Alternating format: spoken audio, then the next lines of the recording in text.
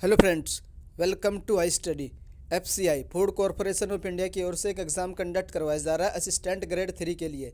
इसका एग्ज़ाम 1 जनवरी को 4 शिफ्टों में कंप्लीट किया गया था। तो उसकी जो एनालिसिस की थी, उस एनालिसिस के बेस पे एक टॉपिक आप लोगों का बनता है नेशनल सिंबल्स ऑफ इंडिया। इस टॉपिक से हर एक शिफ्ट में आप लोगों को क्वेश्चन देखने को मिले थे। तो उसी एनालिसिस के आधार पर इस वीडियो में मैं आप लोगों को इंडिया के नेशनल सिंबल कंप्लीट करवा दूंगा। ऑलरेडी एफसीआई एजी 3 के लिए जो जीके की एक वीडियो सीरीज चलाई गई थी मेरे लिए द्वारा, उस सीरीज़ में 8 से 10 वीडियो अपलोड हो चुकी हैं। अगर अभी भी कोई भी कैंडिडेट ऐसा है जिसने वो सीरीज़ नहीं देखी, तो उस सीरीज़ की जो प्लेलिस्ट है वो मैंने बना दी है, और उस प्लेलिस्ट का लिंक आप लोगों को इस वीडियो के डिस्क्रिप्शन में मिल जाएगा। तो चलिए हम लोग देख लेते हैं नेशनल सिंबल्स ऑफ इंडिया। और ये जो टॉपिक है, आप लोग किसी भी गवर्नमेंट एग्जाम की प्रिपरेशन कर रहे हो, सब में हेल्पफुल होगा। तो एक एक करके हम लोग देखेंगे। सबसे पहला आता है आप लोगों का नेशनल फ्लैग। जो हमारा नेशनल फ्लैग है वो क्या हमारा तिरंगा है। मैक्सिमम कैंडिडेट पूछेंगे क्या सर इतना इजी क्वेश्चन आएगा? बिल्कुल इतना इजी क्वेश्चन आएगा, क्योंकि इन लोगों ने अपने नोटिफिकेशन में ऑफिशियली मेंशन कर रखा है कि 8th लेवल की जीके आएगी। तो 8th लेवल में तो आप लोगों को सिंपल पता होना चाहिए, डीपली नॉलेज उसकी रिक्वायर्ड नहीं है। तो नेशनल सिंबल हमारा क्या तिरंगा है, हर कोई जानता है। उसके बाद नेक्स्ट आता है आप लोगों का नेशनल एंथम। जो हमारा नेशनल एंथम है हमारा जन गण मन, ये हमारा क्या है, नेशनल एंथम है। उसके बाद नेक्स्ट आता है आप लोगों का नेशनल कैलेंडर। जो हमारा नेशनल कैलेंडर है, ये आप लोगों का साका कैलेंडर जो है ना, साका वंश ने चलाया था, जो साका कैलेंडर हमारा क्या है, नेशनल कैलेंडर है। उसके बाद नेक्स्ट आता है आप लोगों का नेशनल सॉन्ग। हमारा जो राष्ट्रीय गीत है वो कौन सा, वंदे मातरम हमारा राष्ट्रीय गीत मीन्स नेशनल सॉन्ग है। उसके बाद नेक्स्ट आता है आप लोगों का नेशनल फ्रूट। हमारा जो राष्ट्रीय फल है वो हमारा क्या है, मैंगो मीन्स आम हमारा राष्ट्रीय फल है। उसके बाद नेक्स्ट आता है आप लोगों का नेशनल रिवर। हमारी जो राष्ट्रीय नदी है वह कौन सी, गंगा है। और इसको कब राष्ट्रीय नदी डिक्लेयर किया गया था, तो 4 नवंबर 2008 को। एक बार फिर से बोल देता हूँ, 4 नवंबर 2008 को नेशनल रिवर गंगा को डिक्लेयर किया गया था। उसके बाद नेक्स्ट आता है आप लोगों का नेशनल एनिमल। जो हमारा राष्ट्रीय पक्षी है ये कौन सा, हमारा रॉयल बेंगोल टाइगर है। जो कहाँ पर पाया जाता है, पश्चिम बंगाल में पाया जाता है रॉयल बेंगोल टाइगर। उसके बाद नेक्स्ट आता है आप लोगों का नेशनल ट्री। जो हमारा राष्ट्रीय ट्री कौन सा, बनियान है। मैं आप लोगों से पूछ सकता हूँ, इस क्वेश्चन का आंसर 50% कैंडिडेट नहीं जानते होंगे, तो फिर भी आप लोग याद रखिए। हो सकता है कि आप लोगों को नेशनल ट्री पूछ लिए, क्योंकि नेशनल सिंबल तो आप लोगों को पता ही होने चाहिए इंडिया के। उसके बाद नेक्स्ट आता है आप लोगों का नेशनल एक्वेटिक एनिमल। ये वाला क्वेश्चन आप लोगों का 1 तारीख को पूछा गया था। इसका जो आंसर था आप लोगों का गंगेजिस रिवर डॉल्फिन। जो हमारी गंगा है उसमें एक डॉल्फिन पाई जाती है, उसी जो हमारी किस तरह की national aquatic animal of India है। उसके बाद नेक्स्ट आता है आप लोगों का नेशनल बर्ड। जो हमारी राष्ट्रीय पक्षी है वो कौन सा, हमारा पिकॉक है। आप लोग इसका साइंटिफिक नेम मुझे कमेंट कर सकते हैं कि पिकॉक का साइंटिफिक नेम क्या होता है। उसके बाद नेक्स्ट आता है आप लोगों का नेशनल, हमारा नेशनल जो हमारी करेंसी है। जो नेशनल करेंसी हमारी कोई है, हर कोई जानता है, तो इंडियन रुपीज़ हमारी नेशनल करेंसी है।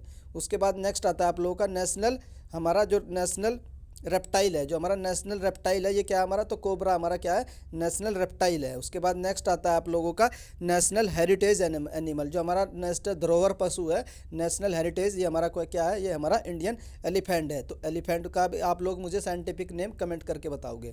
उसके बाद नेक्स्ट आता है आप लोगों का नेशनल फ्लावर। तो नेशनल फ्लावर हमारा क्या, लोटस है, हर कोई जानता है। इसका भी साइंटिफिक नेम आप लोगों को कमेंट करना है। उसके बाद नेक्स्ट आता है आप लोगों का नेशनल वेजिटेबल। जो हमारी नेशनल वेजिटेबल है ये क्या होती है, पंपकिन होती है, मीन्स कद्दू हमारी राष्ट्रीय सब्जी है। उसके बाद नेक्स्ट आता है आप लोगों का कुछ इंपॉर्टेंट फैक्ट बता देता हूँ। ये तो सिर्फ नेशनल सिंबल थे जो आप लोगों को सिर्फ याद रखने, 8th बेस के हिसाब से आप लोगों को पता होना चाहिए किसका क्या है। अब थोड़ी सी मैं बेसिक डिटेल बता देता हूँ, क्योंकि 20 शिफ्टों में एग्जाम होना है। हो सकता है कुछ शिफ्टों में जो क्वेश्चन है थोड़ा सा अंदर जाके पूछ लेगा वो, तो उसी से मैं थोड़ा सा आप लोगों को डीप में भी बता देता हूँ नेशनल तिरंगा के बारे में। तो नेशनल तिरंगा जो हमारा ट्राई कलर है, ये याद रखना है कि ये कब अडॉप्ट किया गया था। अगर बात करें कब अडॉप्ट किया गया था कॉन्स्टिट्यूशनल असेंबली के द्वारा, तो 22 जुलाई 1947। तो 22 जुलाई 1947 को हमारा जो नेशनल ट्राई कलर है इसको अडॉप्ट किया गया था। ये डेट भी याद रखनी है, मोस्ट इंपॉर्टेंट है, रिपीट होती रहती है। और इसको डिज़ाइन किसने किया था, तो पिंगाली वेंकैया ने इसको डिज़ाइन किया था। ये भी क्वेश्चन आता है कि हमारा ट्राई कलर को किसने डिज़ाइन किया था, तो किसने किया था, पिंगली वेंकैया ने इसको डिज़ाइन किया था। उसके बाद आप लोग जानते हैं जो सबसे टॉप पर कलर होता है वो केसरी होता है। उसके बाद जो मिडिल में कलर होता है वाइट होता है, और सबसे जो नीचे होता है वो डार्क ग्रीन होता है। और वाइट वाले पोर्शन पे क्या होता है, एक चक्र होता है जिसको अशोक चक्र बोलते हैं। और उसमें कितने स्पोक्स होते हैं, 24 स्पोक्स, यानी 24 तिल्लियाँ होती हैं। उसके बाद आप लोगों को ये भी याद रखना है इसकी लंबाई एंड चौड़ाई का रेशियो कितना होता है। ये होता है आप लोगों का 2:3। 2:3 ये भी आप लोग रेशियो याद रख सकते हैं। तो ये 4-5 फैक्ट है जो आप लोगों को याद रखने हैं ट्राई कलर से रिलेटेड। एक फैक्ट और आता है आप लोगों का, पहली बार जो हमारा ट्राई कलर है ये किसी फॉरेन कंट्री में कब इसको फहराया गया था। तो ये आप लोगों का एक जर्मनी का शहर है स्टुटगार्ट, जो स्टुटगार्ट है जर्मनी का एक शहर है, वहाँ पर 1907 में मैडम भिकाजी कामा के द्वारा पहली बार हमारा जो झंडा है इसको प्रदर्शित किया गया था या फिर वहाँ पर दिखाया गया था। तो आप लोग ध्यान रखना, मैडम भिकाजी कामा के द्वारा जर्मनी के स्टुटगार्ट में, या तो स्टुटगार्ट होगा ऑप्शन में, जर्मनी होगा, और किस ईयर में, 1907 ईयर में। तो ये भी आप लोग याद रख सकते हैं।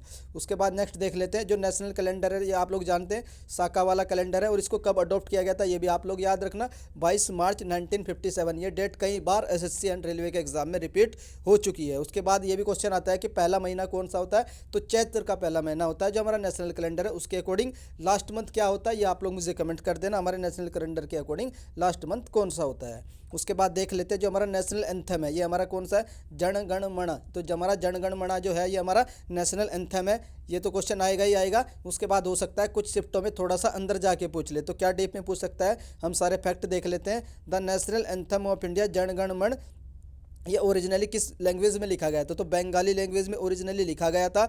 उसके बाद इसको जो हमारा इसको गाया किसने था, रविंद्रनाथ टैगोर ने इसको अडॉप्ट किया था, और गाया भी इन्हीं के द्वारा गाया था, इसको रचित भी इन्हीं के द्वारा किया गया था, इनको इसने इसकी क्या की थी, रचना की थी। और उसके बाद इसको जो इसका जो हिंदी वाला वर्जन है, जो हिंदी वर्जन है वही हमारी कॉन्स्टिट्यूशनल असेंबली ने कब अडॉप्ट किया था ये भी आप लोग याद रख सकते हैं, 24 जनवरी 1950 को इसको अडॉप्ट किया था। किसने, हमारी जो कॉन्स्टिट्यूशनल असेंबली जिसने संविधान बनाया था। और ये जो इसको किसने लिखा था ये तो आप लोग जानते हैं, रविंद्रनाथ टैगोर ने ही लिखा था, और हिंदी वाला अडोप्टेड वर्जन इसका अडोप्ट किया गया था। उसके बाद ये पहली बार हमारी जो आईएनसी होती है, इंडियन नेशनल कांग्रेस के जो सेशन हुआ करते थे, तो किस सेशन में ये फर्स्ट टाइम गाया गया था, तो वो सेशन था आप लोगों का 1911 का सेशन था। और कहाँ पर हुआ था, वो कलकत्ता में हुआ था। वो आप लोगों को याद रखना, 1911 के कलकत्ता सेशन में हमारा जो जन गण मन जो हमारा नेशनल एंथम है वो गाया गया था हिंदी लैंग्वेज में, आप लोग याद रखना हिंदी में। अगर बात करें कि इसको ट्रांसलेट किसने किया था, तो वो भी रविंद्रनाथ टैगोर ने इसको इंग्लिश लैंग्वेज में भी ट्रांसलेटेड किया था। और एक फैक्ट और याद रखना, रविंद्रनाथ टैगोर एकमात्र ऐसे हैं जिन्होंने 2 कंट्री का कॉन्स्टिट्यूशन लिखा है। 2 कंट्री के हमारे क्या है वो, हाँ, दो कंट्री के नेशनल एंथम, सॉरी मैं गलत बोल दिया, तो 2 कंट्री के नेशनल एंथम लिखे हैं, किस किस के, एक तो इंडिया का लिखा है और दूसरा बांग्लादेश का लिखा है, अमर सोनार बांग्ला। तो ये भी आप लोगों को याद रखना है। उसके बाद नेक्स्ट आता है, ये मैंने आप लोगों को बता दिया, कलकत्ता सेशन में गाया गया था। उसके बाद आता है आप लोगों का नेशनल सॉन्ग, जो नेशनल सॉन्ग है वंदे मातरम, सबको ही जानता है। अब इसका भी थोड़ा सा डीप में देख लेते हैं, कुछ फैक्ट आप लोगों को याद रखना। जो वंदे मातरम है ये किस लैंग्वेज में कंपोज किया गया था, संस्कृत में किया गया था। किसके द्वारा ये किया गया था, आपका बंकिम चंद्र चटर्जी के द्वारा, बंकिम चंद्र चटर्जी के द्वारा हमारा कौन सा, जो हमारा नेशनल सॉन्ग है उसको कंपोज किया गया था। उसके बाद आप लोगों को याद रखना है कब इसको अडॉप्ट किया गया था, तो 24 जनवरी 1950 को हमारे जो प्रेसिडेंट थे कौन, राजेंद्र प्रसाद, इन्होंने इसको अडॉप्ट किया था एज ए इंडिया का नेशनल सॉन्ग। याद रखना है क्या है हमारा, वंदे मातरम, इंपॉर्टेंट है आप लोगों को ये भी याद रखना है। उसके बाद एक फैक्ट और याद रख सकते हो, इन्होंने अपनी जो कॉन्स्टिट्यूशनल असेंबली है वहाँ पर एक बात बोली थी कि हमारे नेशनल एंथम को उतना ही स्टेटस दिया जाना चाहिए जितना कि हमारा जो नेशनल सॉन्ग है हमारा, दोनों को बराबर का इक्वल स्टेटस दिया जाना चाहिए। ये भी आप लोग फैक्ट याद रख सकते हैं। उसके बाद नेक्स्ट आता है आप लोगों का द फर्स्ट, जो पहली बार कब गाया गया था, जिस तरीके से 1911 में 1911 में हमारा जनगण मन नेशनल एंथम गाया गया था फर्स्ट टाइम, उसी तरीके से हमारा जो नेशनल सॉन्ग है ये 1896 में 1896 में कोलकाता के सेशन में पहली बार नेशनल हमारा सॉन्ग गाया गया था। तो ये भी फैक्ट आप लोग याद रख सकते हैं।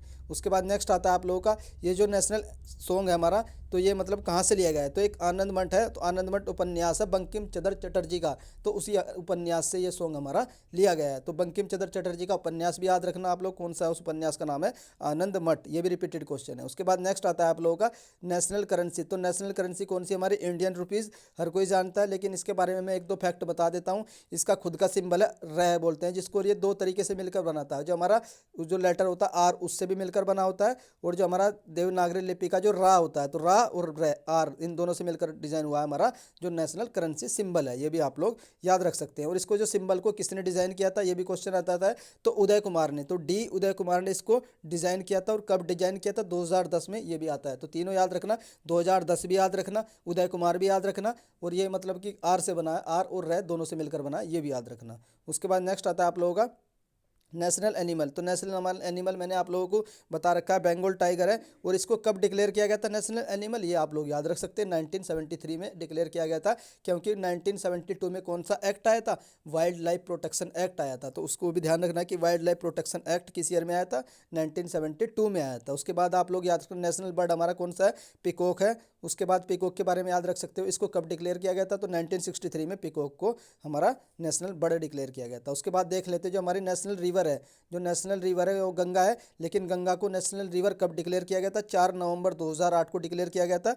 ये मैंने आप लोगों को ऑलरेडी बता दिया है। उसके बाद जो हमारी गंगेटिक डॉल्फिन है, जो हमारी इसको कब डिक्लेयर किया गया था, तो 5 अक्टूबर 2010 को हमारी जो नेशनल गंगेटिक एनिमल है उसको डिक्लेयर किया गया था, एज ए डॉल्फिन डिक्लेयर किया गया था। ये फैक्ट याद रख सकते हो। एक पॉइंट और याद रख सकते हो, 5 अक्टूबर को क्या कौन सा डे मनाया जाता है, तो गंगा की जो रिवर है, रिवर डॉल्फिन डे कब मनाया जाता है, 5 अक्टूबर को मनाया जाता है। क्योंकि 5 अक्टूबर 2010 को इंडिया की इसको एक्वेटिक एनिमल डिक्लेयर किया गया था।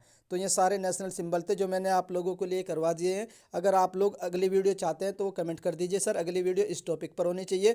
जो आप लोगों की स्कीम्स की वीडियो है उसकी पीपीटी तैयार है, आज शाम तक उसकी पीपीटी तैयार हो जाएगी, मॉर्निंग में वो वीडियो आप लोगों को मिल जाएगी। एक वीडियो मैंने डाली थी आप लोगों के लिए अपॉइंटमेंट्स की, तो उस वीडियो में कुछ एरर्स थी, वो एरर करेक्ट कर ली गई है। थोड़ी देर में वो वीडियो वापस से अपलोड हो जाएगी, बिल्कुल एग्जैक्ट अपडेटेड करके दिसंबर 2022 के इंपॉर्टेंट अपॉइंटमेंट।